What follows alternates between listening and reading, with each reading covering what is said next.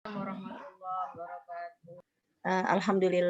Alhamdulillahirabbil alamin wa bihi nasta'in. Wassalatu wassalamu ala asyrafil anbiya'i wal mursalin wa ala alihi wa ashabihi ila yaumiddin amma ba'd. Asyhadu an la ilaha illallah wahdahu la syarikalah wa asyhadu anna Muhammadan abduhu wa rasuluhu la nabiyya ba'da. Allahumma shalli ala Muhammad wa ala ali Muhammad fil alamin innaka Hamidum Majid. Berharap kepada Allah Subhanahu wa taala senantiasa memberikan rahmat, maghfirah dan keberkahan buat kita semua. Hari demi hari, kita selalu diiringi dengan mardhatillah, ridha Allah Subhanahu wa taala. Juga salawat dan salam kita sampaikan kepada junjungan kita Nabi Muhammad sallallahu alaihi wasallam. Allahumma shalli wa sallim wa barik alaihi.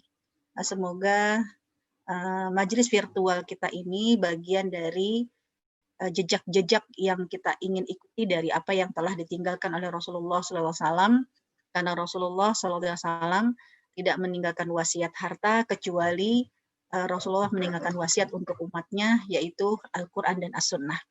Bismillah, kita adalah orang yang ittiba dengan Rasulullah SAW, berpegang teguh kepada Al-Quran dan berpegang teguh kepada Sunnah Rasulullah, termasuk berkaitan dengan soal perut kita. Kalau kita ingat bahwa seorang wanita ketika Rasulullah SAW menyebutkan wal mar'atu ra'iyatun fi baiti zaujiha. Seorang wanita, dia adalah pemimpin di rumah suaminya.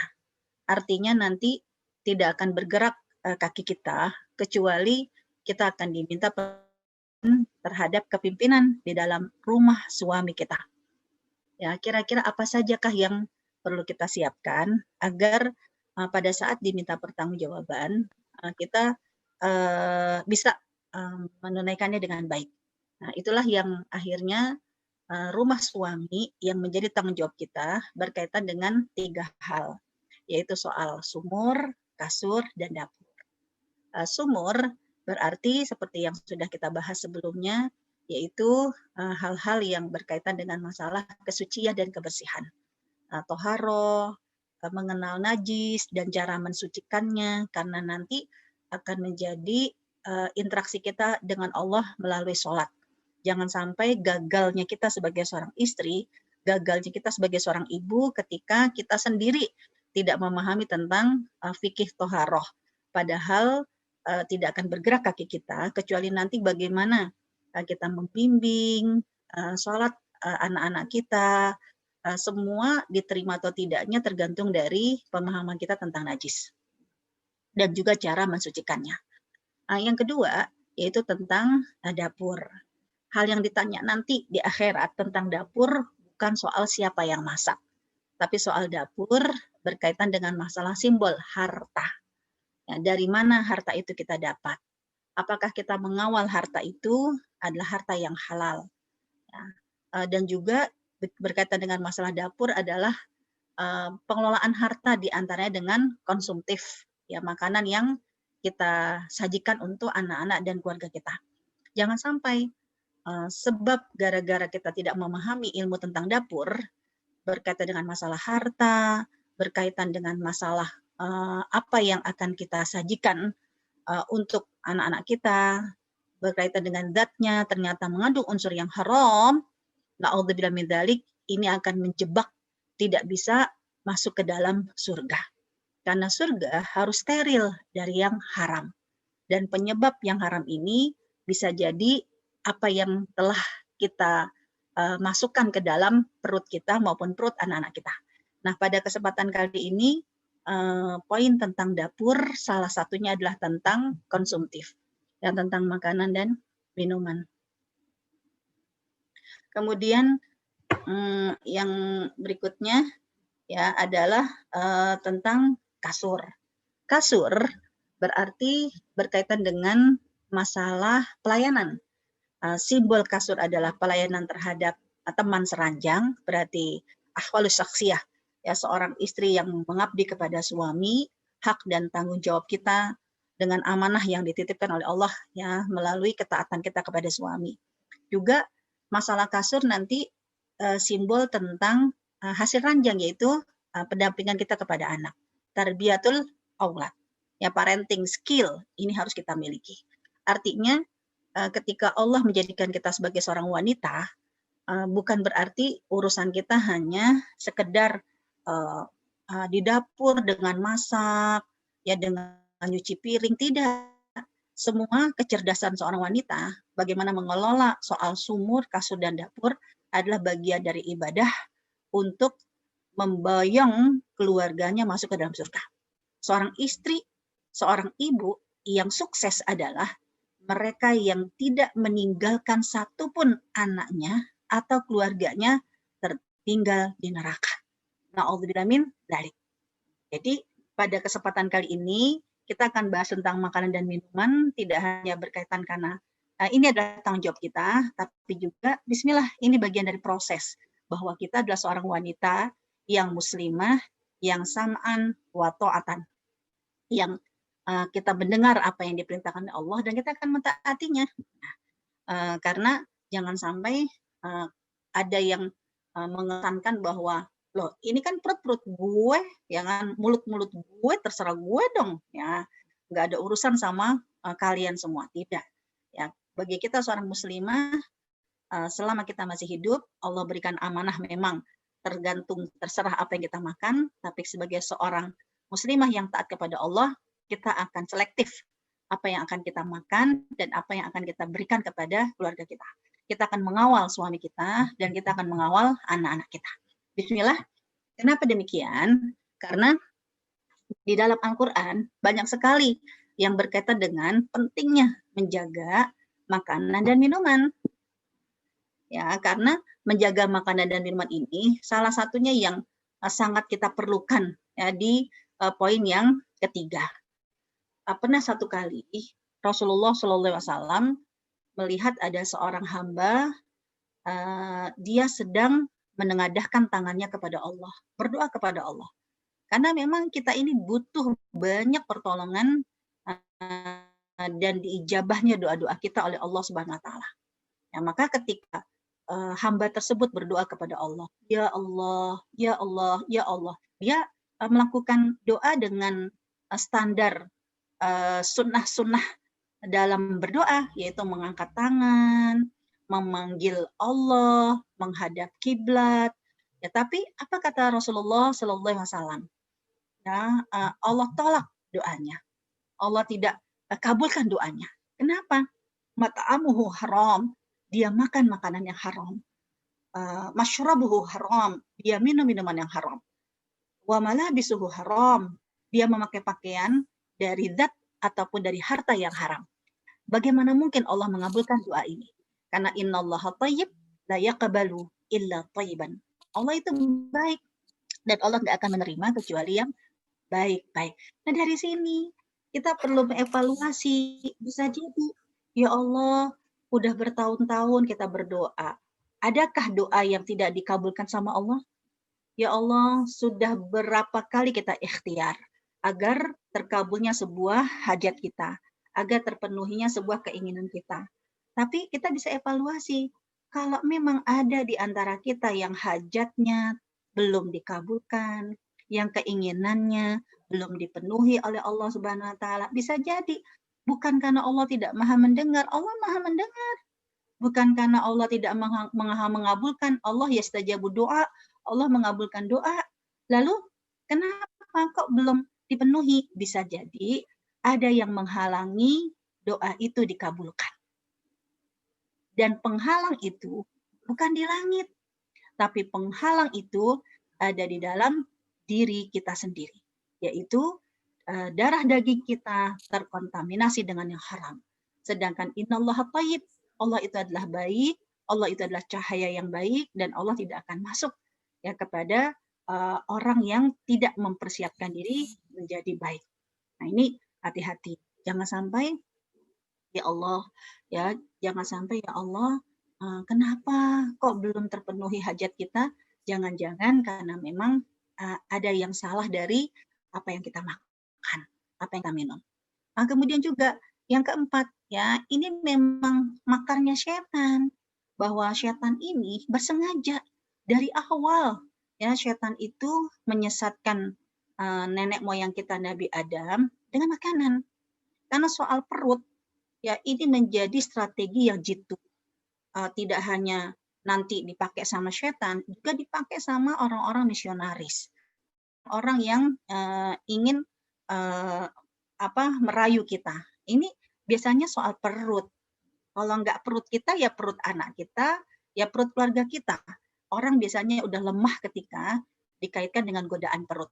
Dan setan memang akan masuk ke dalam makar menyesatkan kita melalui makanan. Karena makanan itu nggak sekedar apa yang kita makan lalu kenyang, selesai. Tapi soal makanan, masalahnya adalah apa yang kita makan sekarang itu sampai 20 tahun yang akan datang masih ada. Apa yang kita makan 20 tahun yang lalu sampai sekarang masih ada. Bukannya hilang begitu saja. Ya, begitu udah ketelen, nyampe tenggorokan, udah bablas. Tidak. Ya, bukankah apa yang kita makan yang terbuang hanyalah ampasnya. Sedangkan saripatinya, ya, dia akan menjadi darah daging. Dan darah daging kita itulah yang akan selalu melekat di dalam tubuh kita. Ya, selama darah daging kita mengandung unsur yang haram dan tidak kita sucikan, maka na'udzubillah min dzalik. Ya, setan itu akan mudah untuk nempel dan menggoda di dalam diri kita, di dalam keluarga kita. Juga ya, kita perlu pikirkan di poin yang kelima. Kenapa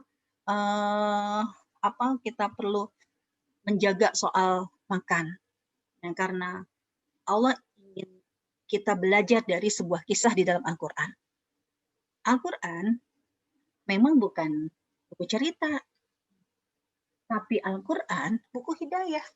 Ketika Al-Quran membahas tentang cerita, ini mengajarkan petunjuk buat kita. Di antaranya apa? Ya, Bani Israel. Bani Israel, ya Bani Israel, adzkuru ni'mati allati an'amtu 'alaikum. Bani Israel itu bangsa yang dimuliakan oleh Allah. Betapa banyak nabi-nabi itu dari garis Bani Israel.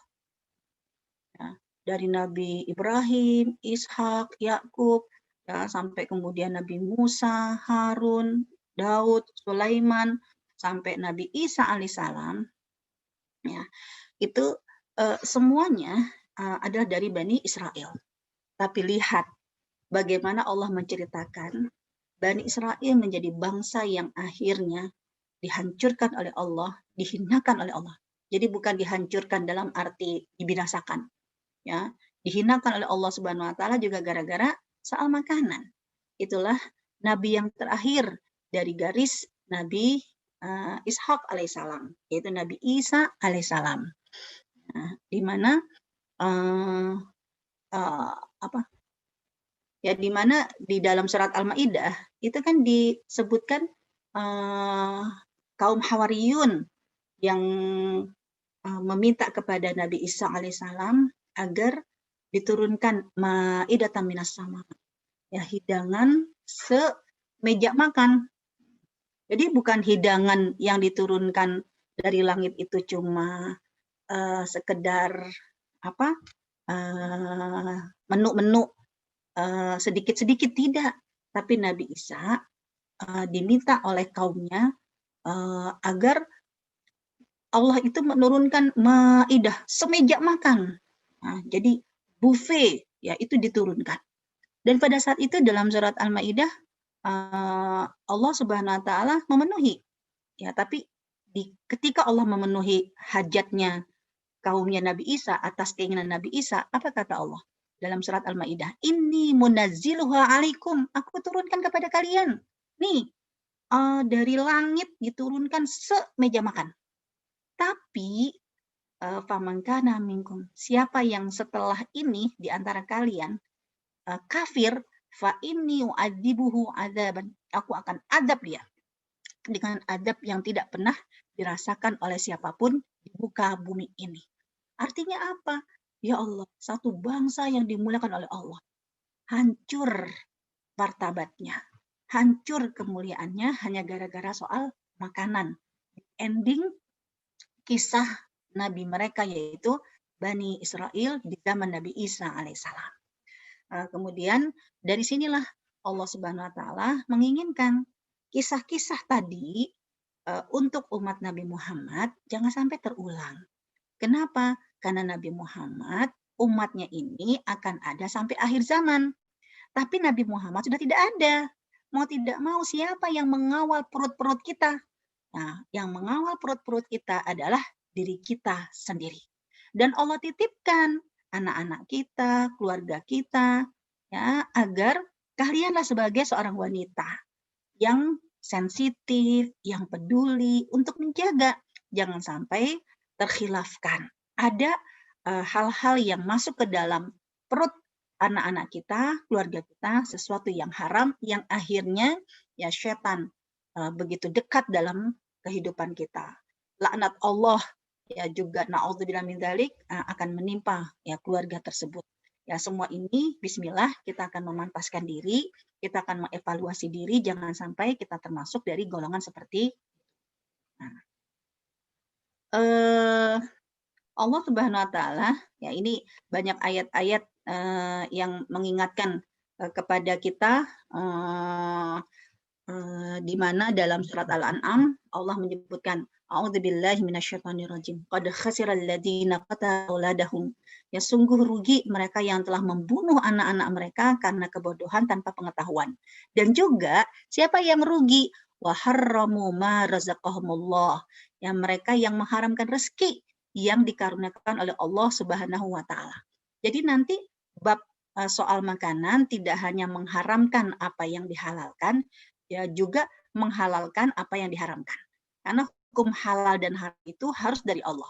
Nggak boleh menghalalkan apa yang diharamkan dan nggak boleh mengharamkan apa yang nggak boleh menghalalkan apa yang diharamkan. Ya mari kita lihat semua yang diinginkan oleh Allah Subhanahu wa taala. Dan Allah menyuruh kita bumi ini itu seperti menu yang kamu boleh menikmatinya. Lebih banyak yang halal dibanding yang haram. Dan Allah menyebutkan betapa sayangnya Allah kepada kita, bahwa hidangan di bumi ini semua dianugerahkan oleh Allah kepada kita. Tapi Allah menyuruh kita agar makanlah yang halalan thayyibah. Ya, halal lagi thayyib. Nah, bukan pilihan halal atau thayyib, ya, tapi halal lagi thayyib. Halal berarti berkaitan dengan haknya Allah, thayyib berarti berkaitan dengan haknya kita sebagai manusia yang perlu fisik yang sehat, ya jasmani yang kuat dan semua itu tergantung kita memilih. Dan Allah menyiapkan semua yang ada di bumi ini hidangan buat kalian, tapi kalianlah yang sensitif yang memilih halal lagi thayyib. Dan setan ya sudah berusaha nih meracuni dan menggoda kita. Maka Allah dari awal mengingatkan wala tattabi'u khutuwatis syaitan dan janganlah kalian mengikuti langkah-langkah syaitan. Karena nggak ada kita negosiasi ada setan baik, nggak ada. Karena Allah lah yang menyebutkan semua syaitan innahu lakum aduwwum mubin. Karena semua syaitan itu adalah musuh yang nyata bagi kalian. Ya kalau emang udah seperti ini, maka janganlah kita nyari nyari sesuatu yang sifatnya eye catching ya, yang kelihatannya kita tertarik, tertantang dengan menu-menu yang ada setan-setannya. Misalnya menu rawon setan, menu bakso bola setan. Ya Allah, kita aja diminta oleh Allah untuk menghindar dari setan. Masa sih kita malah nyari menu yang kayaknya bikin kita jadi tertarik, jadi penasaran ya, rawon kayak apa sih rawon setan, kayak apa sih sambal setan, rawit setan. Ini mohon maaf kalau kita boleh memilih kehati-hatian Ya, Allah sudah menyuruh menjauhkan strategi setan dalam menu-menu makanan kita. Ya, termasuk dengan menggandingkan nama-nama menu, jangan kita ikut-ikutan. Ya, beli cabai sana, cabai yang mana? Itu rawit setan. Ya Allah. Ya, sambal setan, bakso bola setan, rawon setan, apalagi es pocong. Nah, ini hal yang walaupun jangan berpikir sekedar nama. Jangan berpikir sekedar nama, karena di dalam Islam setiap kata-kata yang terucap, kata-kata yang tertulis, ya seperti yang sudah saya ingatkan berkali-kali, ya ini kan dijaga oleh 6 penjuru malaikat. Ya, Allah menyuruh menghindari diri dari setan, tapi setan akan berusaha mendekatkan diri kita. Kalau memang tidak bisa makan bareng setan, paling nama-nama setan melekat di dalam menu-menu makanan kita. Nah, ini harus kita hindari. Ya, walaupun sekedar kata-kata. Itu kan cuma namanya doang es pocong, cuma namanya doang rawon setan, cuma namanya doang bakso bola mata setan, yang rawon sambal cuma nama doang, nanti karena nama itu akan menjadi sebuah doa. Ya, dan Allah menginginkan nama-nama yang baik. Ya, Allah memiliki nama yang baik, pun diminta untuk memanggil dengan panggilan baik, maka kita pun diminta makanan pun makanan yang thayyib, makanan yang baik. Dan nama-nama yang baik itulah yang kita pilih, jangan ada hubungannya dengan setan-setan tersebut. Nah, karena sekali lagi, 6 penjuru malaikat itu akan selalu menjaga setiap kata-kata kita, baik yang terucap maupun yang ada malaikat di kanan dan di kiri, itulah malaikat Raqib dan Atid. Surat Qaf ya, ayat 17 dan 18. Ada malaikat muaqibat di depan dan di belakang, itulah ada dalam surat Ar-Ra'd di ayat yang ke-11. Ada malaikat Mikail dan tim sharing rezeki dan janji dari Allah di langit kepada kita di bumi, yaitu dalam surat Ad-Dariyat di ayat yang ke-22 dan sampai 23. Artinya Allah sudah menyebutkan yang enggak ada kita negosiasi dengan setan. Meskipun hanya dengan nama-nama menu di dalam hidangan pilihan kita. Yang berikutnya, lihat setan itu serius. Jangankan kita yang hanya umat Nabi yang jauh 14 abad ya ditinggal oleh Rasulullah SAW. Nabi aja ya yang dijaga oleh Allah, dimuliakan dengan pendampingan malaikat Jibril, itu aja masih digoda sama setan. Karena setan itu kan menggoda manusia dengan 2 cara. Yang pertama dengan jarak jauh, yang kedua dengan jarak dekat. Dan kita diminta oleh Allah berlindung 2 strategi ini. Dari jarak jauh. Kayak apa jarak jauh? Dengan bisikan. Nah, bisikan itu dari jauh. Jangan menganggap bahwa bisikan setan dari dekat. Itu mah kalau kita manusia main bisik-bisikan berarti dari dekat. Tapi kalau setan itu dari jauh. Buktinya apa? Waktu Nabi Adam alaihissalam. Nabi Adam digoda oleh iblis laknatullah ya dengan memakan buah khuldi itu dari jauh melalui bisikan. Syaiton. Was-was ya dengan bisikan. Karena posisi iblis sudah tidak di surga. Posisi iblis di mana? Udah keluar dari surga.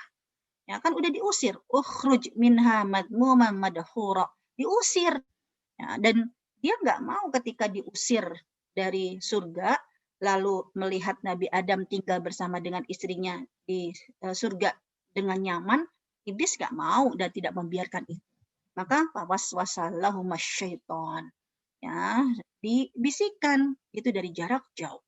Dan bukti lain kalau dari jarak jauh sampai cerita-cerita Iliad itu memasukkan cerita-cerita gimana caranya iblis masuk ke Nabi Adam itu kan jelma menjadi ular. Ya biar nggak ketahuan sama malaikat. Mungkinkah seperti itu? Nggak mungkin. Malaikat di surga pasti tahu mana yang ular beneran, mana ular bohongan. Nah, Allah menyuruh kita ketika setan itu menggoda kita dari jauh dengan bisikan, maka kita pun diminta berdoa sama Allah, berlindung kepada Allah ya dari godaan setan melalui bisikan. Banyak itu a'udzubillahi minasyaitonirrajim atau surat An-Nas minal jinnati wan nas. Tapi jangan lupa bahwa setan itu pun menggoda manusia. Ada kalanya dia perlu hadir bersamaan dengan kita, perlu hadir dekat dengan kita.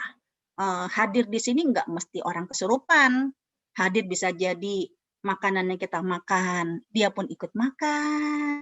Makanan yang kita makan, ada nama-nama menunya si setan. Nah, ini hadir berarti kan adanya kebersamaan. Disinilah akhirnya dalam surat Al-Mu'minun, Allah menyuruh kita untuk berlindung dari setan itu, baik yang dekat maupun strategi yang jauh. Surat Al-Mu'minun surat 23 di ayat yang ke-98 9798. Wa qur rabbi a'udzubika min hamazatis syayatin. Surat Al-Mu'minun surat 23. Ya Allah, aku berlindung kepadamu dari godaan bisikan syaitan. Wa a'udzubika rabbi ayyahdurun. Dan juga aku berlindung kepadamu dari kehadirannya. Nah, lihat ya, setan itu serius. Jangankan kita yang sudah jauh dari bimbingan langsung pengawalan Nabi. Ya, Nabi Muhammad sudah lama meninggalkan kita. Mereka aja para nabi itu digoda oleh setan. Ada yang dengan secara langsung, ada juga yang dengan bisikan. Dan nggak cuma para nabi yang tertulis di dalam Al-Quran. Yang tidak tertulis di dalam Al-Quran pun orang-orang solih itu banyak yang digoda oleh setan soal perut. Sekali lagi soal perut. Nah, pertama yang kita lihat di Al-Quran aja itu Nabi Adam. Ya, seperti yang sudah saya sampaikan tadi. Ya, iblis hanya meminta merayu Nabi Adam untuk makan buah khuldi, nggak banyak. Kalau memang nggak banyak, tapi kenapa harus terusir? Karena itu tadi, kalau kita sudah telanjur menelan makanan, menelan minuman, sudah jatuh ke tenggorokan, itu kan jadi darah daging. Berarti kalau kita memakan sesuatu yang haram, sejak saat itu darah daging kita terkontaminasi dengan sesuatu yang haram. Kemudian juga kita lihat di dalam kisahnya Nabi Musa alaihissalam, ini dalam surat Al-Maidah ya, dari mulai ayat yang ke-20 ya sampai mohon maaf ya, di surat Al-Baqarah juga ada. Di surat Al-Baqarah kisah tentang makanan dan minuman dimulai dari ayat yang ke-58 kalau saya tidak hilaf. Ya, ketika Nabi Musa alaihissalam bersama dengan kaumnya berada di bukit mana, di lembah Tih ya. Pada saat itulah Allah Subhanahu wa taala ketika menyuruh Nabi Musa bersama dengan kaumnya untuk memasuki kota Palestina, tapi kan mereka tidak mau. Ya, bahkan ketidakmauan mereka karena enggan.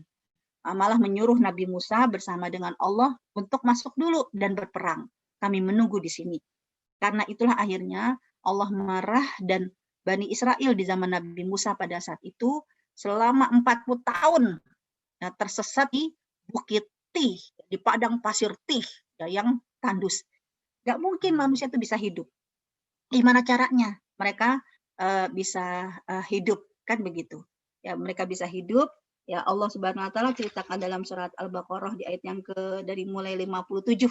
Ya, itu Allah berikan awan, wa dhallalna 'alaikumul ghamam, awan mendung sehingga mereka tidak kepanasan. Lalu 2 menu Allah turunkan dari langit, manna wassalwa. Ya, itu anugerah dulu dari Allah Subhanahu wa taala. Bahkan minumnya dari mana? Ya, minumnya nggak kayak Nabi Muhammad, hanya 1 sumur untuk umat Nabi Muhammad sampai akhir zaman. Tapi kalau Bani Israel di ayat yang ke-60 masih surat Al-Baqarah, itu Allah anugerahkan kemuliaan bagi mereka, 1 batu itu menjadi 12 mata air. Karena anaknya Nabi Yakub yang menjadi Bani Israel orang Yahudi itu kan 12 suku. Kan udah menjadi anugerah yang luar biasa dari Allah Subhanahu wa taala. Tapi lihat bagaimana akhirnya apa? Kolaborasi antara setan dengan Samiri. Ya, antara setan dengan Samiri. Ya, di mana diceritakan di peristiwa itu mereka meminta kepada Nabi Musa kepingin banget melihat Allah secara langsung.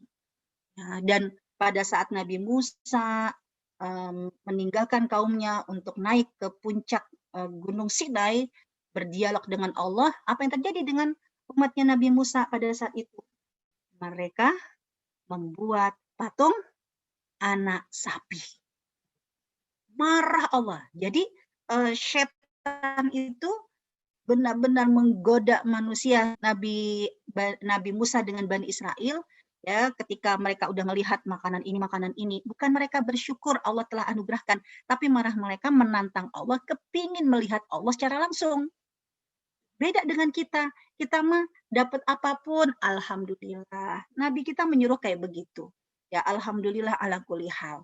Hidangan kita yang goreng ikan. Begitu mau dimakan ikannya digondol. Ternyata Nabi kita pun menyuruhnya dengan alhamdulillah.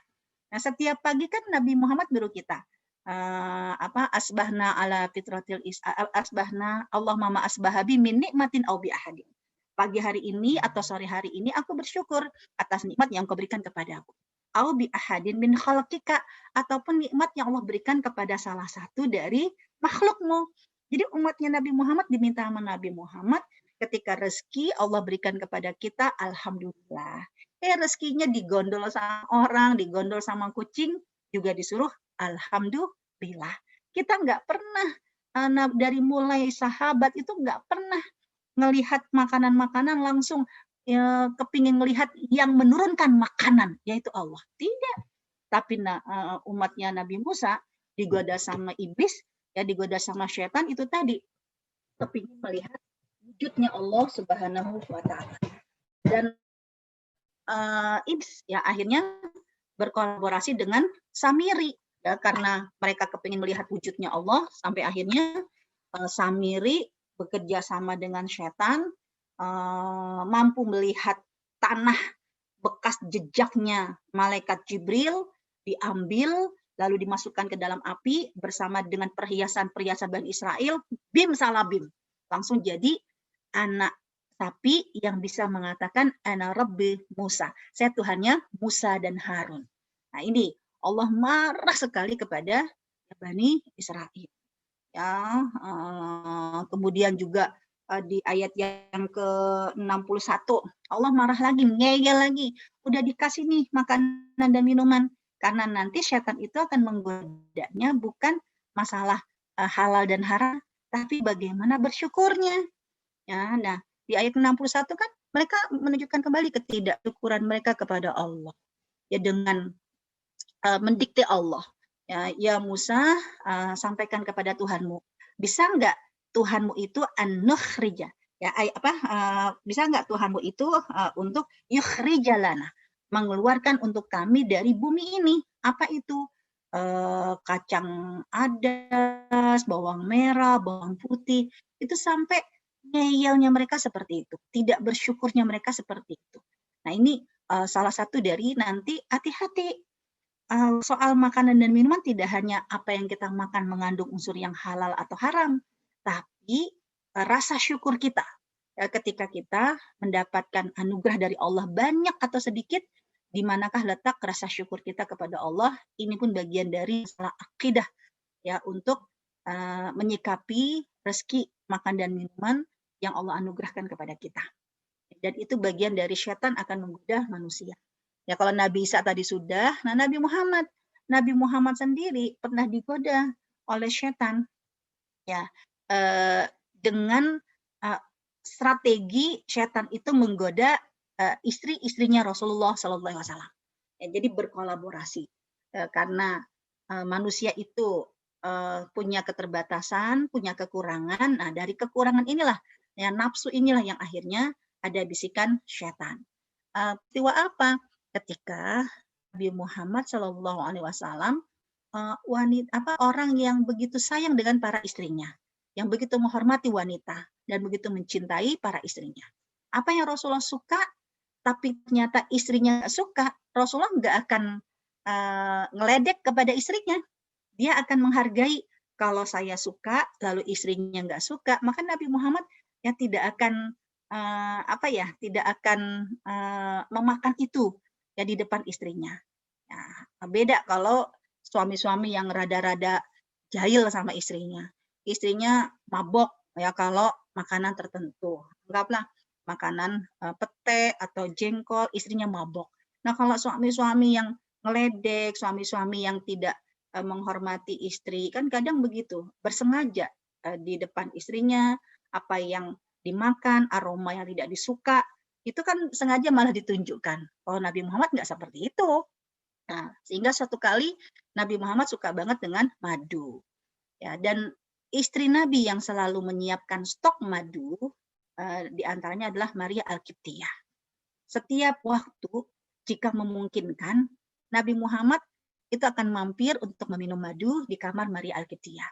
Dilalah pada hari itu adalah jadwalnya Hafsah.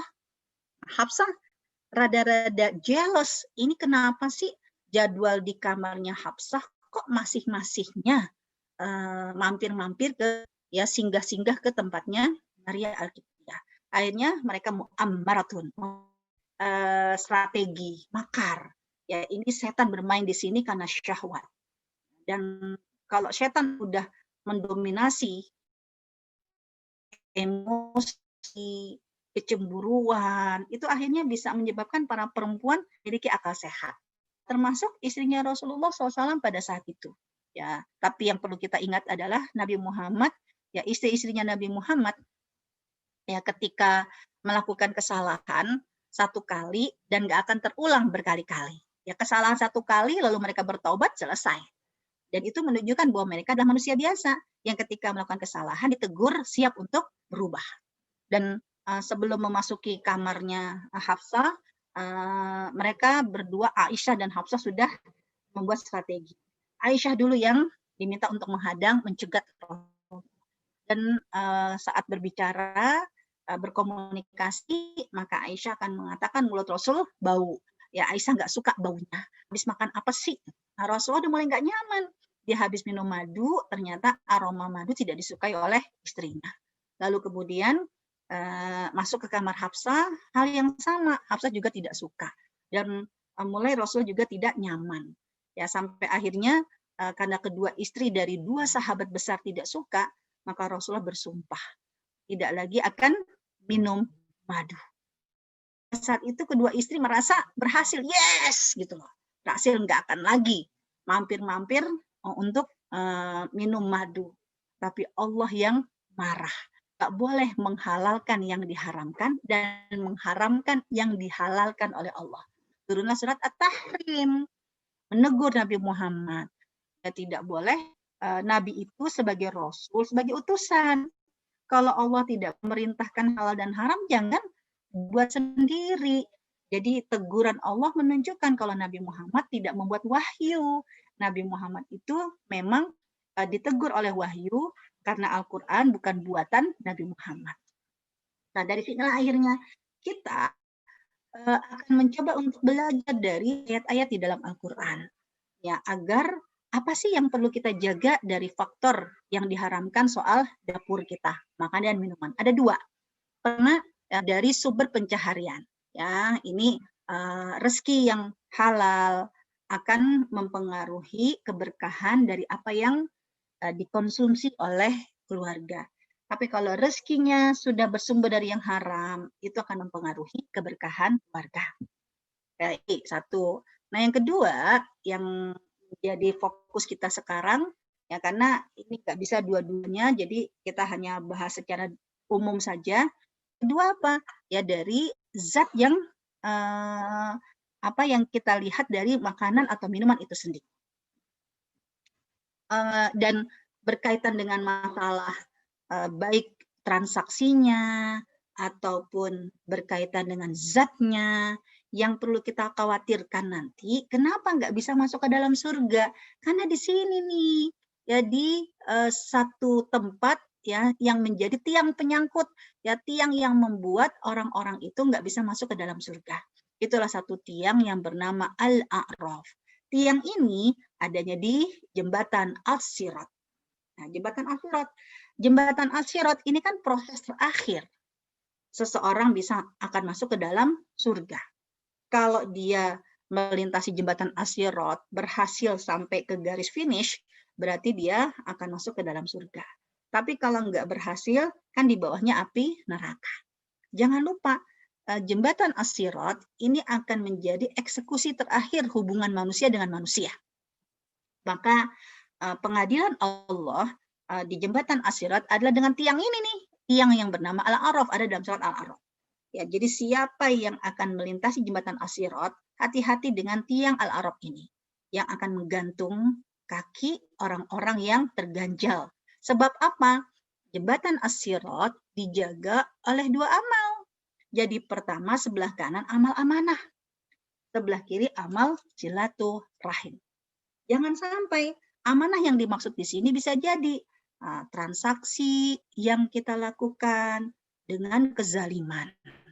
Ya, nggak jauh-jauh orang yang sering kita kunjungi, ya, yang sering kita bertransaksi, tukang sayur. Ya, jangan sampai ada di antara kita yang nanti nyangkut jadi jembatan As-Sirat gara-gara tukang sayur ini.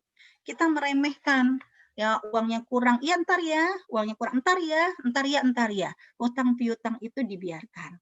Atau kita merasa ya sedikit ketika kita belanja, jangan mahal-mahal lah, gitu kan. Ada ngambil diam-diam namanya pencuri, ngambil terang-terangan namanya rampok. Tapi ngambil yang ada di jalan kan bisa jadi namanya jambret ya kalau dia langsung kabur. Tapi kalau dia bisa jadi yang lagi sekarang menghadang di tengah jalan kan bisa jadi namanya penjagal. Ya jangan sampai kejadian ini bukan kepada orang lain tapi banyak sekali ibu-ibu yang malah menjadi penjagal ya apa sih? Jagal ya namanya yang kalau motor-motor itu Pak kok nama kemaksiatannya tuh kriminalnya. Itu jangan sampai justru Begal. Oh begal ya, pembegal. Ya jangan sampai justru kebanyakan itu adalah yang menjadi korban-korban begalnya seorang perempuan, seorang ibu adalah tukang sayur. Kan? Ya tukang sayur yang dihadang, belanja, bayarnya sedikit, tapi ngambilnya banyak. Ini kan para pembegal-begal. Ya, para pembegal itu di kalangan para perempuan. Dengar ini, nanti tukang sayur itu nih yang bisa akan menghalangi wanita itu. Walaupun dia punya pahala sholat, dia punya pahala zakat, ya dia punya pahala kebaikan-kebaikan hablum minallah yang lain. Tapi dia suka membegal para tukang sayur. Maka tiang Al-A'raf akan menyangkutnya. Ya, karena pahala amanah akan menariknya dan akan menggantungnya di tiang Al-A'raf. Apalagi kan bisa jadi memutuskan silaturahim. Ya, tukang sayurnya jadi nggak berani lewat rumah kita lagi. Gimana ya nggak dikasih galakan dia, kalau dikasih ya Allah, ya kan berapa sih untungnya kita tukang sayur. Akhirnya kan memutuskan silaturahim. Ya ini bisa jadi pasal berganda. Nah, para ibu-ibu bisa jadi gagalnya kita naudzubillah min dzalik itu di transaksi ketika kita belanja untuk urusan dapur. Ya, ketidakjujuran ya untuk makanan apa yang kita makan. Padahal apa ketika kita goreng tempe, goreng ikan bersama dengan sambal, tapi cabai kan lagi naik ya. Ya cabenya itu kita ambil dengan cara membegal, dengan cara diam-diam. Berarti apa? Panasnya sambal itu bersamaan dengan panasnya api neraka yang kita masukkan ke dalam perut suami dan anak-anak kita. Na'udzubillah min dzalik. Nah, kemudian yang berikutnya nih, sekarang bicara masalah zatnya. Konsumsi yang diperbolehkan oleh Allah untuk kita itu lebih banyak daripada yang diharamkan. Ya, ada beberapa yang diharamkan secara ittifaq di dalam Al-Quran, ada yang masih ittifaq di dalam hadis dan juga ada yang diikhtilafkan. Sekarang yang disepakati di dalam Al-Quran. Ya, surat Al-Baqarah di ayat yang ke-172 sampai 173.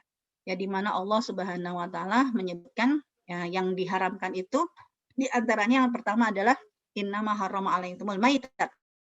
Pertama, bangkai. Ya, bangkai, kemudian wadam, darah, kemudian wal khinzir, ya babi, kemudian wa ma uhilla ligairillah. Apa yang disembelih ya selain atas nama Allah Subhanahu wa taala. Ini akan kita bahas satu persatu. Ya, bangkai, kriteria bangkai itu berarti apa? Makhluk ya, hewan yang matinya itu dicekik, matinya dipukul, jatuh, ditanduk, diterkam. Ya, ini juga kategorinya adalah bangkai. Dan semua bangkai itu haram. Kecuali ada dua, jangan lupa. Ikan, kalau disebutkan Al-Quran itu kan hanya di hadis Nabi itu maitatuhu halal. Air itu bangkai yang ada di air semuanya halal. Dan ma'uhu tohur, dan air itu suci. Juga di hadis lain adalah ikan, berarti kategori lautan yang hidup di laut, gimana pun kondisi matinya, apakah dia matinya kegencet perahu, matinya udah membusuk, ya matinya digetok, ya kategori-kategori yang disebut dengan bangkai itu terkecualikan jika kategori ikan. Jadi nggak usah lagi deh diributkan di dalam grup-grup WhatsApp kita gimana cara efektif yang halal dan toyib untuk makan ikan lele, yang pada panen lele nih, yang pada panen nila, ya panen gurame, itu digetok, nggak boleh digetok berarti bangkai, ya emang bangkai. Ya, semua yang matinya digetok bangkai, tapi jangan lupa ini bangkai ikan. Karena yang namanya ikan, bangkainya menjadi halal, juga belalang, berarti kan serangga. Ya, termasuk semut, nyamuk, lalat, itu ya dia tidak haram. Disebut dengan tidak haram berarti bukan diperbolehkan untuk dikonsumsi. Ya, kenapa disebut dia tidak haram? Karena kalau dia haram, berarti ketika kita minum, kita bikin kue, di dalamnya ada semut, atau kita bikin makanan, dilalerin, berarti kan itu sudah masuk kategori haram. Ya, kan semut nggak boleh dimakan, haram. Semut tidak haram. Ya, semut itu dimuliakan, tapi dia tidak haram. Kalau dia haram, berarti kapanpun kita makan semut nggak sengaja, berarti memasuki sesuatu yang haram. Nah, jadi dibedakan antara memuliakan, antara menjijikkan, kategori sumber penyakit dengan yang haram. Laler itu haram. Ya iyalah, siapa sih yang mau makan laler? Tapi bukan berarti dia haram. Kalau dia haram, berarti makanan, jajanan yang dihinggapi laler menjadi haram. Nah, itu dia masuk kategorinya adalah serangga. Tapi kalau yang mau makan serangga ya silakan aja. Misalnya mau makan keripik peyek laron, ya silakan aja.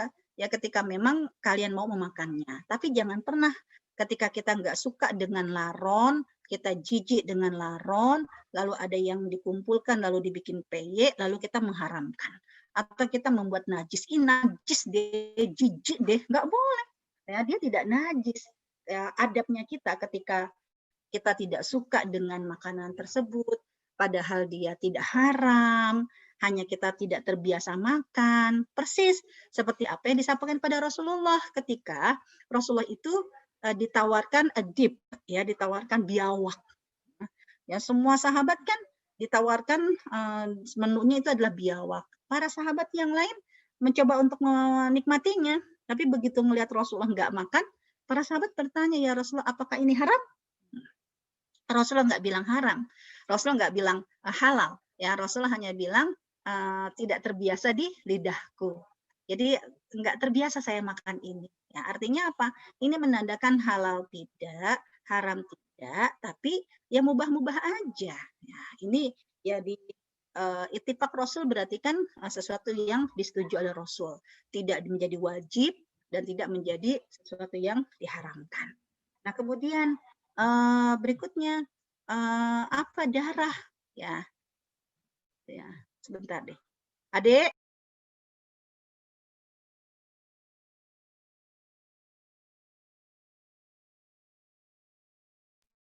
Nah, kemudian darah. Dan darah yang diharamkan adalah darah yang sengaja dialirkan untuk makanan dan minuman. Misalnya apa?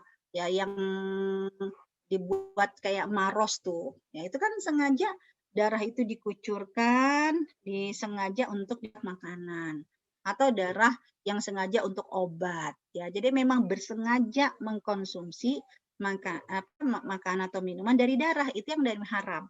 Tapi kalau kita masak ayam ayam opor, ayam kampung, ayam pejantan, ya goreng ayam pejantan Kentucky, bisa jadikan belum begitu tanak, begitu mau dimakan, keren banget ada darah-darah. Ini haram nih, najis, gak boleh. Itu bukan najis, itu bukan haram. Ya dia yang menjadi haram dan najis itu memang ketika bersengaja untuk dimakan. Tapi kalau dia memang dikonsumsi, dia memang karena belum mateng, ya kita kan nggak mau silahkan nggak makan. Tapi jangan dianggap ini najis deh, haram itu kan enggak. Kemudian ini babi, ya babi itu baik tulangnya, kulitnya, semua dari unsur babi, darah daging babi itu menjadi haram dan juga menjadi najis. Jadi hati-hati karena pernah di satu kasus di daerah saya dulu waktu masih kecil itu digerebek ya. Kenapa? Karena dia dianggap penipuan dan dia berdalih saya nggak menipu. Ya lihat bakso saya, bakso daging sapi. Emang dia bikin baksonya itu daging sapi. Tapi kenapa dia digerebek? Karena dia didapati beli babi. Ya, dia bilang babinya ini bukan untuk bakso, babinya ini untuk di kuahnya. Ya Allah, ini kan berarti penipuan yang bersengaja. Ini hati-hati banget ya. Kenapa kita perlu mencari keyakinan dengan sertifikasi halal atau keyakinan dengan bertanya kepada si penjual. Ini halal atau haram? Ya, kemudian apa? Binatang yang disembeli atas nama selain Allah. Ini ada dua babnya. Kalau berkaitan dengan masalah makanan binatang yang halal, sapi, kemudian ayam, ini kita bisa halalkan dengan fakul bidzikrillah. Ketika makan kita menyebut nama Allah. Bismillah aja. Maka bismillah yang kita ucapkan daging sapi, daging ayam, yang kita nggak pernah tahu proses penyembelihannya seperti apa, ini menjadi halal dengan membaca basmalah kita. Namun, yang dimaksud dengan ayat ini adalah ketika bisa jadi ayamnya disembelih nama Allah, sapinya disembelih nama Allah, bahkan ditambah dengan buah-buahan. Tapi kenapa menjadi haram? Karena dimanfaatkan, difungsikan di sini wa ma uhilla bihi ligairillah adalah diserahkan untuk selain Allah. Bahasa kita itu sesajen. Jadi sesajen biasanya kan bisa jadi tuh masaknya satu kuali. Ya, ayam 1 ekor, sapi 1 kilo. Tapi yang dijadikan sesajen kan bisa jadi nggak 1 ekornya, bisa jadi kan hanya potongan pahanya, potongan dagingnya. Nah, potongan-potongan yang sudah disiapkan untuk sesajen inilah yang menjadi haram. Sedangkan sepanci ayam opor, sepanci rendang itu tidak menjadi haram. Karena dia bukan berkaitan dengan masalah zatnya, tapi berkaitan dengan uhillah li ghairillah, dipersembahkan selain nama Allah ya untuk sesajen. Kemudian dalam surat Al-Maidah ayat 90 sampai 91 ini adalah khamr. Khamr itu adalah alkohol yang bisa diminum. Ya, berarti alkoholnya bukan untuk pelarut yang membahayakan untuk luka. Nah, kan ada kayak bayi itu kalau mau puput perutnya kan pakai alkohol 70%. Nah, itu kan namanya alkohol juga, tapi kan beda. Ada alkohol yang untuk dikonsumsi, ada alkohol yang untuk yang untuk obat luar. Yang dimaksud dengan khamr adalah yang bisa diminum. Nah, jenisnya tergantung fungsi dia untuk apa. Ya, kalau untuk diminum kan biasanya namanya alkohol, wine. Ya, kalau di kue bisa jadi namanya rum, ya, ram. Ya, kemudian di makanan-makanan Jepang kan bisa jadi namanya apa ya, arak ya. Kalau makanan Jepang ya. Hah? Sake. Arak. Ya, saya apa? Ya sake ya. Ya itu kan namanya kan beda-beda. Artinya apa? Ya yang disebut dengan yang haram itu adalah khamr yang memang dikonsumsi. Tapi kalau yang buat luka, ya itu kan nggak bisa dimakan, mati kita makan dan minum itu. Nah, ya dia ketika banyaknya memabukkan, maka sedikitnya pun tetap menjadi haram. Beda dengan misalnya kayak anggur. Memang khamr itu kan dibuat dari anggur. Tapi bukan berarti akhirnya anggurnya menjadi haram. Kapankah anggur menjadi haram? Tape menjadi haram ketika memang kategorinya sudah difermentasi dan persentase itu sudah sampai kategori memabukkan. Itu kalau pakai bahasanya MUI itu 2%, ya kan? Nah, itu di atas 2% itu udah memabukkan. Nah, kita tuh nggak begitu paham lah soal presentasi ini. Artinya apa? Tape tidak semuanya haram. Tapi ketika memang bersengaja air tape itu dibuat sampai nyes, ya, sampai memabukkan, maka barulah tape itu sudah masuk kategori khamr. Juga kayak biji pala. Ya, biji pala yang memang disebutkan dalam hadis Nabi, ya memang biji pala yang sudah masuk kategori ya dibuat untuk memabukkan, tapi bukan berarti biji palanya itu akhirnya menjadi haram. Jadi kalau masak semur pakai biji pala berarti haram, tidak. Ya, zat yang menjadi buah asli itu tidak haram. Zat yang masih menjadi ciptaan Allah yang asli itu tidak najis. Seperti ganja aja deh. Ganja itu kan dia menjadi sesuatu yang dianggap kriminal ketika dikeringkan. Tapi kalau dia seperti orang-orang Aceh yang masak dengan daun ganja yang masih segar, ini kan tidak masuk kategori kriminal. Tapi kalau bersengaja menanam, bersengaja untuk menyimpan agar dikeringkan menjadi daun ganja, baru kena pasal berlapis. Ya hanya kan kita nggak bisa membedakan. Ya seperti daun salam. Ya kalau daun salam itu ketika kita pakai mau masih seger ataupun udah kering, ini kan dia tidak mengapa. Tapi hati-hati dengan daun ganja. Kalau masih seger untuk konsumsi dapur nggak masalah. Tapi kalau dia beli daun ganja disimpan di kulkas kayak daun salam sampai kering, siap-siap digerebek sama BNN. Ya karena nggak boleh sampai kering.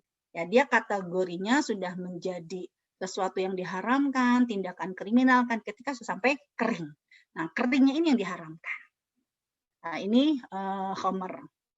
Ya, kemudian kalau memang dia adalah sesuatu yang diharamkan, maka Umar bin Khattab dipakai untuk obat aja tuh nggak dikasih. Nah, jadi hati-hati ketika memang kategorinya mengandung unsur yang haram.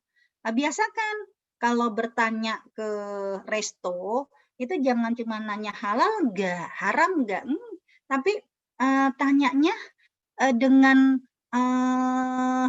dengan zat-zat yang sudah familiar dipakai untuk makanan tersebut. Contoh kayak saya ke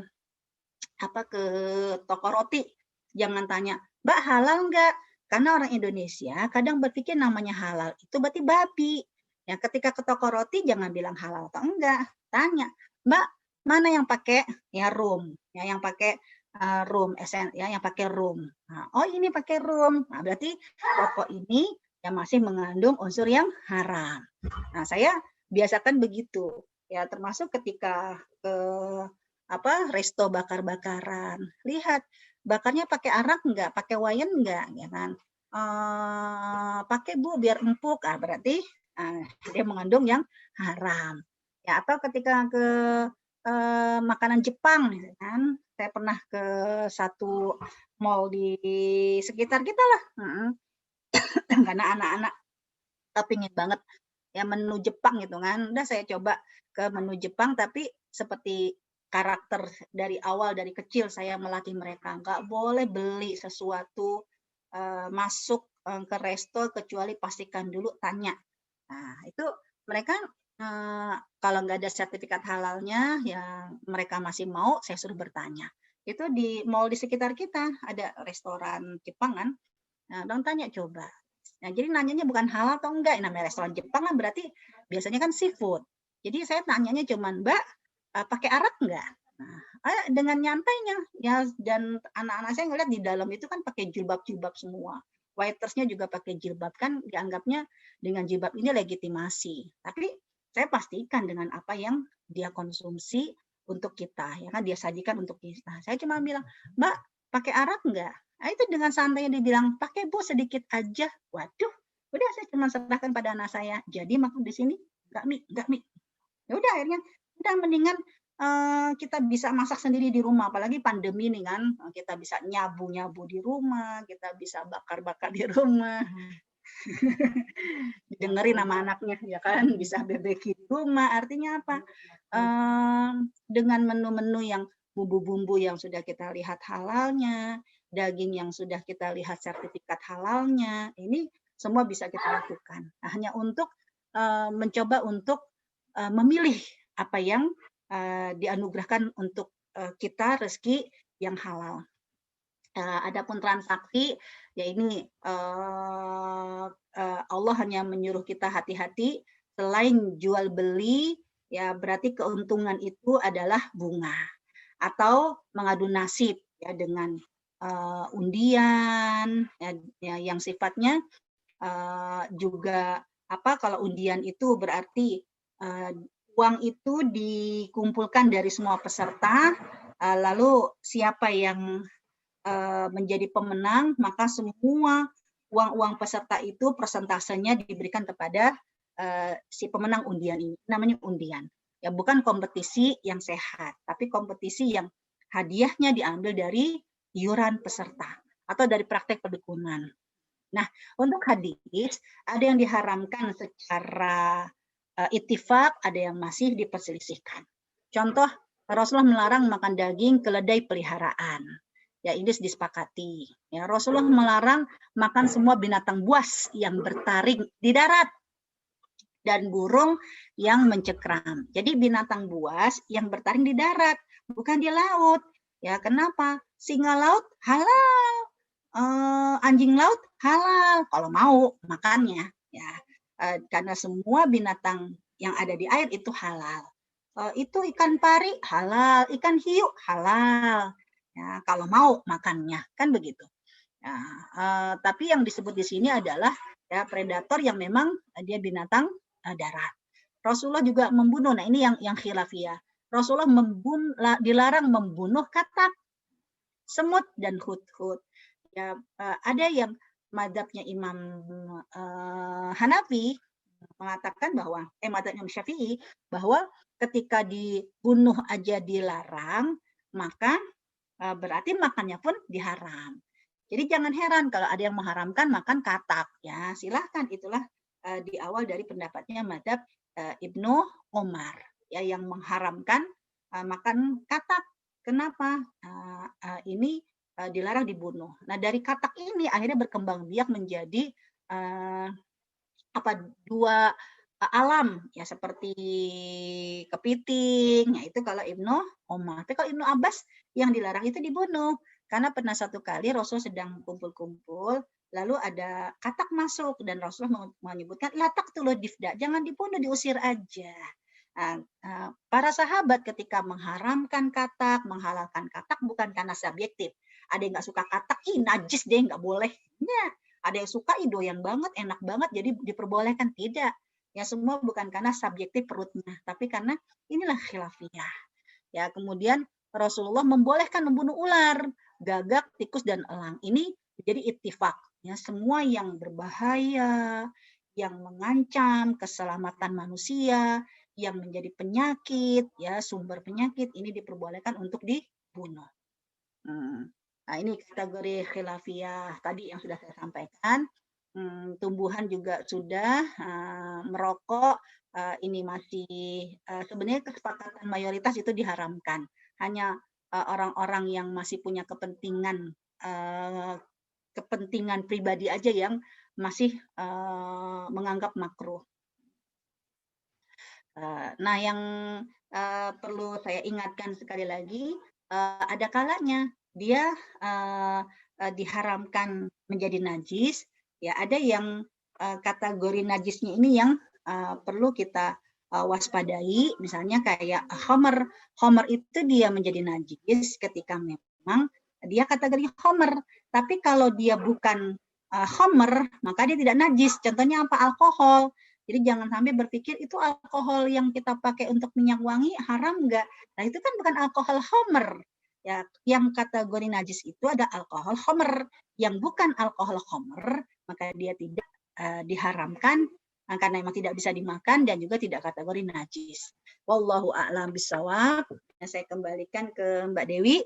Ya, Assalamualaikum warahmatullahi wabarakatuh. Waalaikumsalam warahmatullahi wabarakatuh. Jazakillah khair Ustazah, penjelasannya panjang lebar dan lengkap ya. Tapi di kolom chat ada beberapa pertanyaan nih tetap ya, karena memang ini berhubungan dengan apa yang kita konsumsi. Yang pertama dari Bunda Lilia, bagaimana dengan sisir dan sikat gigi yang ternyata bulunya dibuat dari bulu babi dan baru kita ketahui kemudian ketika kita sudah tahu ingredients-nya? Ya, Langsung dijawab aja dulu Ustazah ya. boleh. Apa di drop dulu? Langsung aja ya. Yang namanya haram tidak bisa menjadi halal ketika kita tidak tahu. Tetap yang namanya haram tetap haram. Sekarang tinggal bagaimanakah kita bertaubat. Kan begitu. Bagaimana kita bertaubat. Bertaubat dengan berkaitan dengan masalah yang haram itu ada dua. Kita lihat, adakah unsur kezaliman manusia, kita kepada manusia atau tidak. Kalau memang tidak ada unsur kezaliman kepada manusia, berarti hanya haknya Allah yang kita zolimi. Ya Allah, ternyata apa? Ini mengandung unsur babi. Dan jelas hakmu yang aku langgar. Karena engkau melarang untuk memakai dan bersentuhan dengan masalah babi. Nah, disinilah akhirnya kita hanya diminta untuk ikhtiar bertobat kepada Allah dengan ittabi sayyi'atal hasanatah tamhuha. Hapuslah dosa-dosa kita dengan kebaikan-kebaikan yang kita lakukan dari apa yang awalnya menjadi dosa itu. Misalnya apa? Mulut. Karena kita merasa, ya Allah, dulu mulut ini pernah disikat dengan sikat yang mengandung unsur babi. Maka taubatnya kita dari mulut kita ini akan kita hujani untuk kebaikan-kebaikan. Memperbanyak dzikir, memperbanyak istighfar, memperbanyak kata-kata yang baik. Moga-moga dengan kita menunjukkan keseriusan bertobat atas penipuan, kan bisa jadi karena gara penipuan, penipuan yang mereka tidak jujur, karena jujur di Indonesia ini jujur banget deh, perlindungan konsumen terhadap hal-hal yang haram ini kurang dari negara kita, kan begitu kan ya, karena biasanya orang tuh berpikir pelayanan konsumen itu juga mikir yang penting barang bagus tapi murah, tidak melihat jaminan keamanannya, jaminan kesehatannya, dan juga jaminan kehalalannya. Ya, demikian Mbak Dewi. Pertanyaan selanjutnya tentang vaksin COVID, Ustazah, dari Bu Elsa, Jakarta. Bagaimana jika komposisinya masih belum jelas dan walaupun misalnya sudah ada label halal, apakah diperbolehkan untuk kita pakai tentang vaksin? Ada label halal tapi nggak jelas, gimana maksudnya? Ya, di sini pertanyaannya gimana tentang mungkin vaksin ya secara umum, misalnya Ragu gitu, sumbernya, ragu ya? tapi kalaupun ragu, sepertinya tepatnya saya ragu terhadap vaksinnya itu. Ya, jadi begini. Pertama, al-yakinu la yazalu bisyak. Keyakinan ini tidak bisa dihilangkan dengan keraguan-raguan. Yakin itu harus dengan bil bayinah. Yakin itu harus dengan bukti. Ya, bukti bagaimana kandungan dari zat-zat yang ada di dalamnya. Satu. Terus yang kedua, kalau sudah ada bukti sertifikat halal, sudah ada bukti kehalalan dari produsen yang yang memproduksi obat tersebut, memproduksi vaksin tersebut. Jika memang sudah ada halalnya, apalagi kalau halal itu halal MUI, ya, halal MUI. Maka kalau sudah ada halal MUI, mohon banget kepada teman-teman.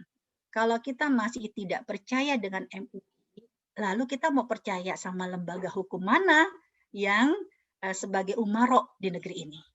Ya, keraguan-raguan kita terhadap MUI ini bagian dari distorsi distorsi tanggung jawab kita sebagai seorang rakyat yang diminta untuk percaya kepada pemimpinan. Ya, berkunjunglah ke MUI agar kita tahu siapakah orang-orang yang ada di MUI. Jadi kalau sudah ada sertifikat halalnya, kita tidak perlu sebagai investigator ya untuk cek and recheck, benar nggak ini ada kandungan yang halalnya atau tidak. Nah, ini kalau sudah ada MUI-nya, sudah ada label halalnya, apakah halal MUI ataupun halal dari negara yang mengeluarkan, maka percayakanlah kepada lembaga itu. Nah, ini yang kedua.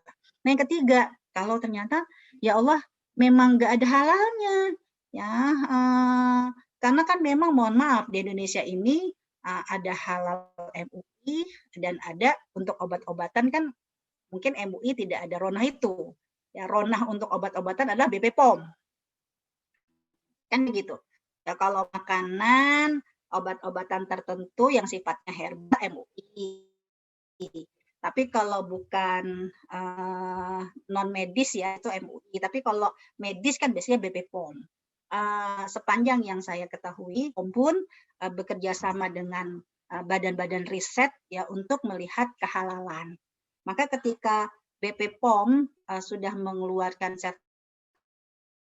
sertifikasi bahwa ini kandungannya adalah A, B, C, D yang sudah tertulis, komposisi sebuah obat tidak boleh dirahasiakan. Komposisi sebuah obat yang dikeluarkan oleh BP POM itu kan pasti jelas. Dan tim dokter, tim lab ya itu bisa jadi orang-orang yang memahami itu kan tahu ya ini kandungannya mengandung unsur yang halal atau haram. Nah, kalau sudah kita lihat komposisi seperti ini, maka kita hanya diminta oleh Allah mengambil hukum dari apa yang kita lihat. Kita tidak dihukumkan, kita tidak akan diminta pertanggungjawabkan dengan sesuatu di luar kemampuan kita. Jadi seperti itu. Ya, artinya kalau memang ada sertifikat halal dari MUI, percayakan kepada MUI. Kalau memang hanya ronahnya BP POM, maka percayakan kepada BP POM dengan kita lihat kandungan-kandungan yang bisa kita teliti dengan para ahlinya, baik orang kesehatan, orang medis maupun orang kalau itu lab ya. Yang paling tahu lah ya kimia itu ya orang kimia yang paling tahu ini kandungan seperti apa. Ya wallahu a'lam bishawab. Iya, udah masuk waktu zuhur ternyata ya. Kita tambah satu pertanyaan lagi ya. Iya, boleh. Zuhur kayaknya. Bagaimana dengan makanan kekinian Ustazah? Misalnya ada yang all you can eat, yang makannya dengan dibakar atau sushi atau boba. Atau misalnya di tempat itu ada yang kuenya masih menggunakan rum, tapi kita belanjanya kue yang lain. Nah, apakah masuk kategori halal atau tidak? Karena mungkin menggunakan alat dapur yang sama. Beda antara alkohol dengan babi. Kalau satu resto juga menyajikan babi, ini yang ngeri. Karena kalau babi, anjing, itu nggak bisa dicuci kecuali 7 kali dianai dengan tanah. Tapi kalau khamar, dia dicuci ya dengan air, itu sudah istilahnya sudah hilang. Nah, jadi perhatikan bagaimana proses penyajiannya. Kalau misalnya dia menyediakan juga arak, menyediakan arak juga, ya kita tidak langsung mengatakan, ih haram ini semua, enggak juga. Ya itu kalau secara hukum. Ya, tapi kalau saya memilih sebuah resto, itu memilih muru'ah. Apa itu muru'ah? Menjaga harga diri kita. Jangan sampai masuknya kita dengan berjilbab, itu sudah menjadi label. Resto itu jadi halal. Jadi bedakan antara kita menganggap semua resto itu menjadi haram gara-gara satu benda dengan kita memilih masuk atau tidak masuk ke dalam resto tersebut. Karena pernah juga ada satu resto Jepang, ya, halal nggak? Silakan masuk Bu, gitu kan. Halal nggak? Gitu kan. Silakan masuk dulu Bu.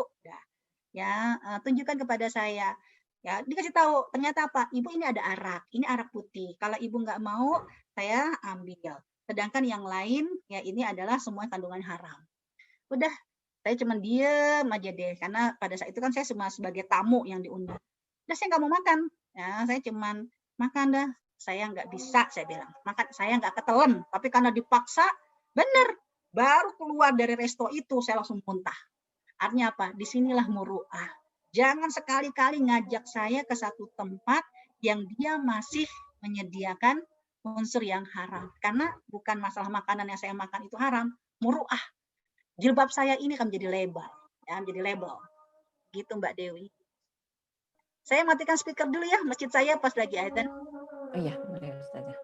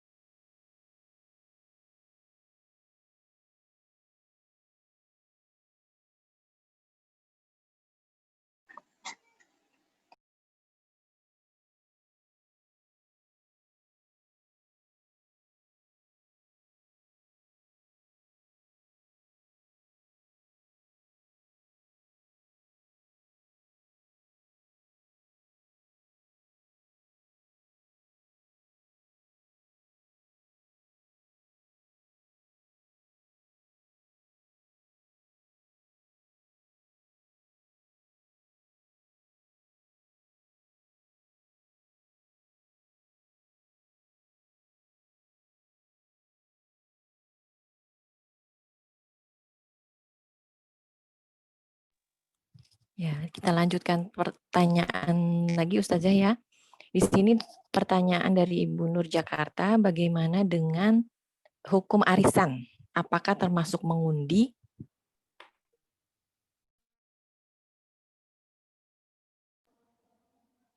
Tadi dulu Mbak Dewi, di saya belum selesai. Saya udah duluan tadi. Dikit lagi.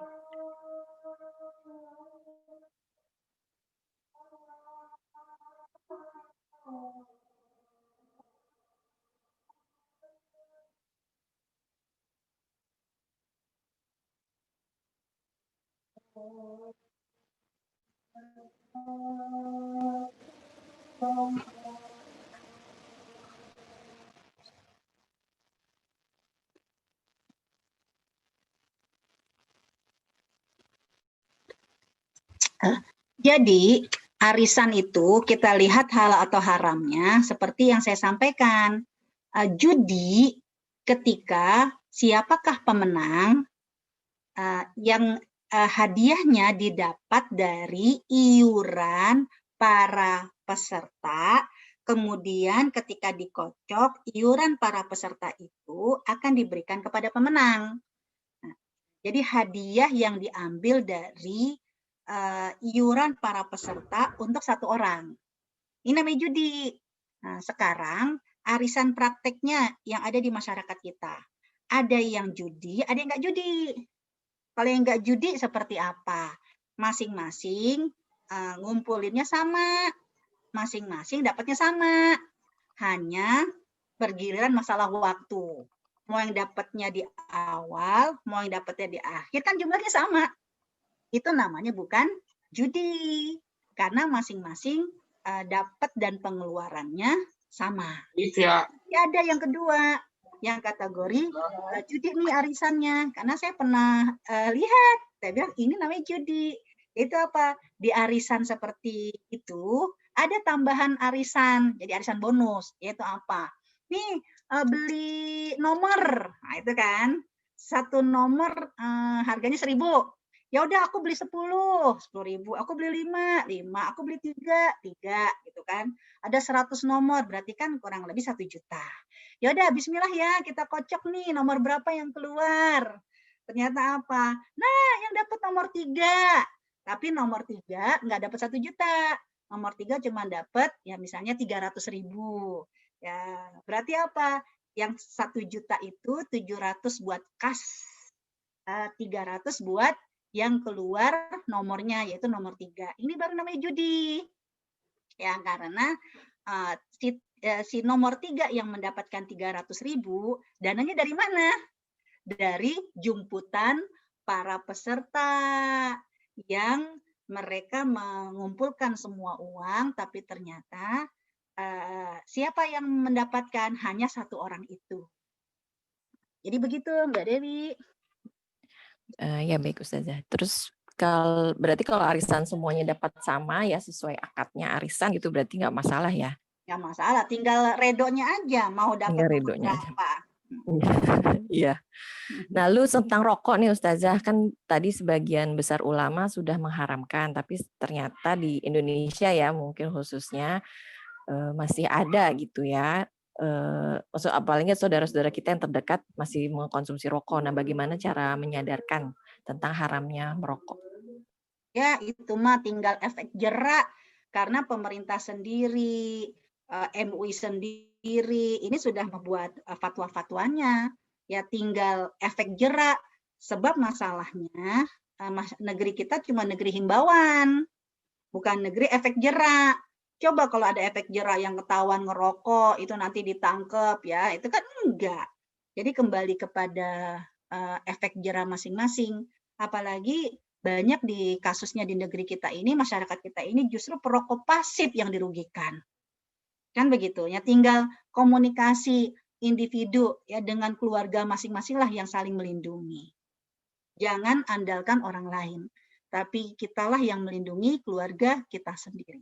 Nah, untuk teman-teman yang belum menikah, makanya dari awal salah satu kriteria ta'aruf cari ya calon suami yang nggak ngerokok. Begitu, Mbak Dewi. Pertanyaan terakhir Ustazah, Boleh. tentang keledai peliharaan kan diharamkan. Apakah berarti jika dikiaskan memakan kerbau yang dipelihara juga diharamkan gitu? Misalnya pelihara kerbau untuk membajak sawah, terus kita sembelih tuh misalnya, kan udah produktif. Udah tidak produktif. Saya potong. Pertama, kalau memang bukan ahli fikih, jangan sok pakai kias-kias. Yang kedua, jangan kayak Bani Israel. Ya, bertanya bukan untuk mencari ilmu, bertanya tapi untuk ngeyel, ya mempersulit dirinya sendiri. Karena nanti dikiaskan, oh berarti piaraan sendiri enggak ini dong, enggak boleh dimakan. Hati-hati yang pada ternak lele, katanya buat ketahanan pangan. Jadi biasakan kalau memang kita bukan ahli ilmu tersebut, jangan pakai pertanyaan yang mengambil istilah orang-orang berilmu. Ngerti nggak tentang kias? Punya nggak ilmu tentang asbabun nuzul, asbabul wurud? Jadi seperti itu. Kalau memang udah ditulis dengan keledai, beda sama kedelai. Yang mirip-mirip aja udah beda. Apalagi keledai sama sapi. Begitu, Mbak. Iya, baik Ustazah. Sepertinya udah semua ya pertanyaannya. Jadi nanti insya Allah nanti kita untuk materi nanti di-share ke panitia ya Ustazah ya. Nanti peserta juga akan. Belum ya ke Mbak Pipit ya? Perasaan saya udah ngobrol panjang sama Mbak Pipit. Ya mungkin enggak, nanti peserta juga akan mendapatkan. Ya, insya Allah. Oh iya, kalau memang tidak ada MUI-nya, kita tinggal cari dari ucapan si penjual aja. Jadi kalau kita mau memakan sesuatu, kayak saya bilang anak saya begitu. Pertama kamu lihat dengan mata kamu, ada nggak halal, ya kan jelas tuh MUI biro hijau-hijau kan, nah, itu anak kecil juga tahu nih halal. Nah, terus yang kedua kalau nggak ada itu, kamu punya mulut, tanya sama tukangnya, ini halal enggak? Ya, tapi lihat, kalau emang ke roti, ya bilang, Bang, pakai rum enggak? Kalau ke tukang nasi goreng, bilang, Bang, pakai Angcuy. lucu enggak? Nah, itu. Jadi anak tuh dibiasakan untuk bertanya. Saya biasa anak saya begitu dari kecil. Saya suruh dia nanya. Biasanya tuh dia bilang, "Bang, Bang." Saya tuh anaknya ketawa tuh. sampai sampai pernah dia pulang ke rumah, "Umi, temanku makan yang nggak ada halalnya dan aku diomelin ketika aku ngasih tahu." Sedih hati saya. Di mana? Di sekolahan, sekolah Islam kok nggak memberikan contoh makanan yang halal, ketika mengingatkan tentang yang halal kok diomelin. Atau dia masih TK, saya tanya, memang makanan apa yang dimakan sama teman kamu dan nggak ada halalnya? Bakwan, Mi. Ya Allah, yang namanya bakwan maka nggak ada halal, karena dia cuma nyari di bakwan itu ada halalnya apa enggak. Udah sejak saat itu jangan cuma lihat tulisan, nanya sama orangnya. Biasakan anak kita seperti itu. Oh, iya, iya. Baik.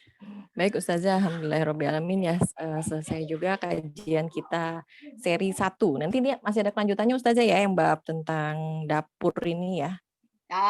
Atur aja. Iya baik. Ya mungkin itu saja dari kami ya, dari Karimah Community tentang kajian hari ini tentang fikih makan dan minum. Mudah-mudahan bermanfaat bagi yang belum masih mengganjal atau ada mungkin nanti dipersilakan jika masih ada pertanyaan nanti disampaikan di pertemuan selanjutnya. Baik, kita tutup saja majelis hari ini dengan bersama-sama membaca hamdalah. Alhamdulillahirrabbilalamin, istighfar, astagfirullahaladzim, astagfirullahaladzim, dan doa penutup majelis. Subhanaka Allahumma wa bihamdik, asyhadu an la ilaha illa anta, astaghfiruka wa atubu ilaik.